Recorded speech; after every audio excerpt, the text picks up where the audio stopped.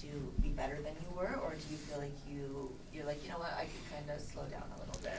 I won't say be better, but just let the game come to me. I feel like that team came out very aggressive on me, and I knew it. So just let the game come to me.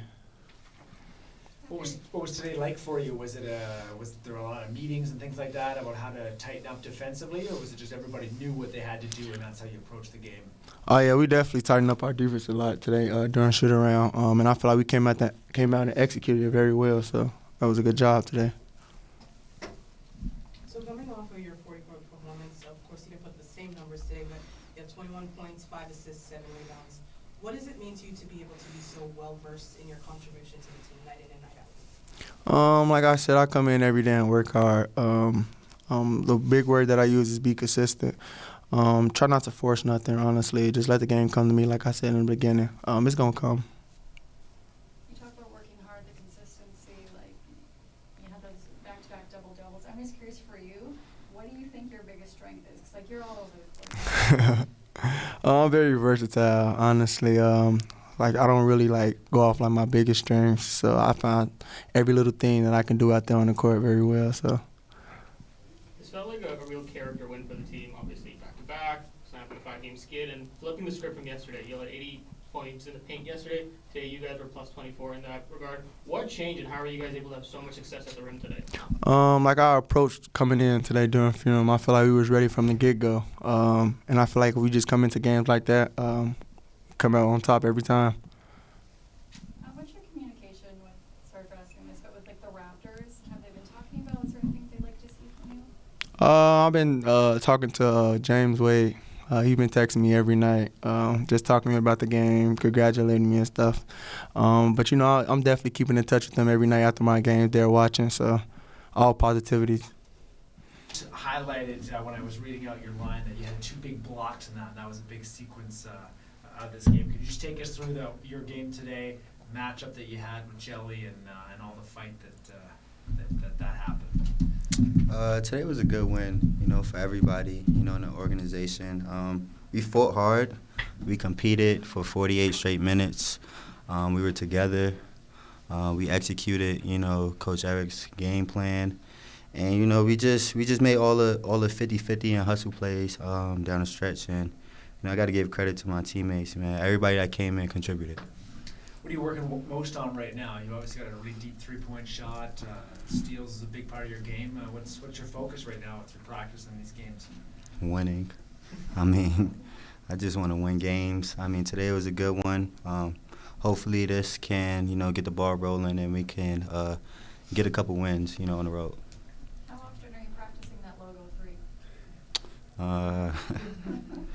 Pretty much every day, yeah. Markquis, you're such a great passer and just playmaker in general, but also when it's time for you to get your points, you can make that switch. What is it that makes you decide to be Markquis the facilitator versus Markquis the scorer? You know, I watch a ton of film. You know, I study the game of basketball, and I, you know, kind of got a feel of when to pick my spots. You know, I have a lot of guys here who can score the basketball. So I feel like as a point guard, your job is to facilitate first, and then when it's crunch time, you know, score the ball. And just a little side note, I saw yesterday that you were actually #1 in returns for the next up game. What does it mean to you to see that the fans are so understanding and appreciative of what you bring not only to this team but to the league? Man, that's big time. I mean, shout out to my fans, you know, all across the world. I mean, there was a couple here with K-State jerseys, you know. I hear the little kids screaming. So that just motivates me to want to put on a show but also win, you know, for the people that's cheering for me.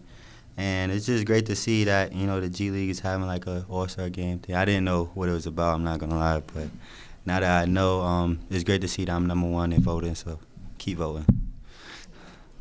You mentioned you guys executed Coach's game plan really well tonight. What exactly was the game plan coming in, especially after yesterday with how much pressure they had at the rim, and you guys kind of flipped the script on that tonight, being able to dominate inside on the glass, at the rim scoring. What was the game plan coming in with Coach? To be better than we were yesterday, but also, you know, be on the same page.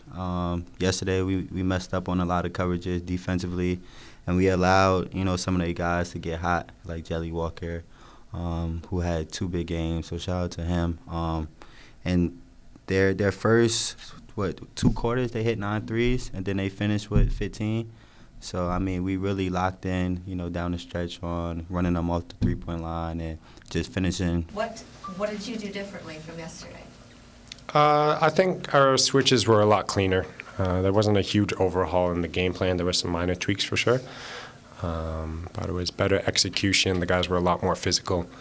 I think a lot of times people think switching leads to, for lack of a better word, like a soft defense, when in reality it's a very physical defense to execute.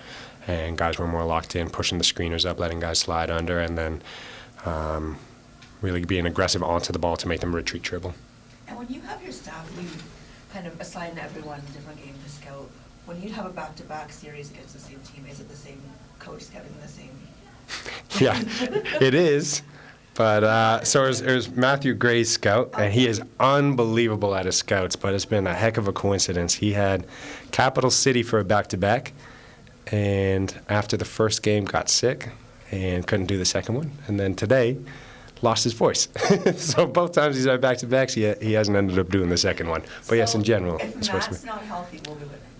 Matt can be our only injury. Oh, man. Yeah, I guess so. You talked earlier just pregame about film and going over what happened yesterday. How important was this win, do you think, for your team's confidence? I think it's big time. And in the first half, it was funny. Like the defense was solid. We definitely made some mistakes, but they couldn't miss from 3. They had 13 threes at halftime.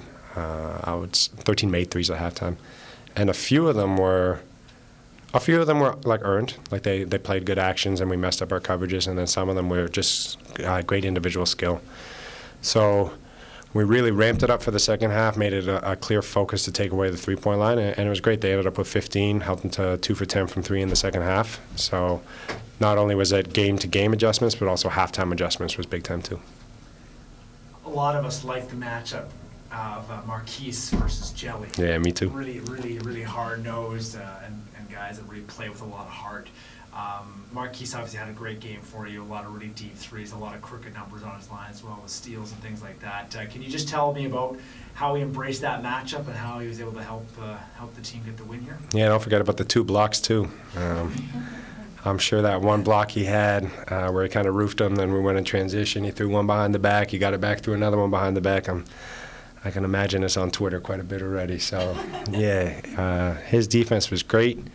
His impact to the ball, Jordan Walker still had a heck of a game. He was making threes all over the place. We pressed up to try and make him a driver, and he drove and scored anyway. So it was a great matchup. It was a lot of fun to watch. 2 similarly built players who are different stylistically. His ability to score is really impressive, and Marquis' ability to make the right read and play make is really impressive too.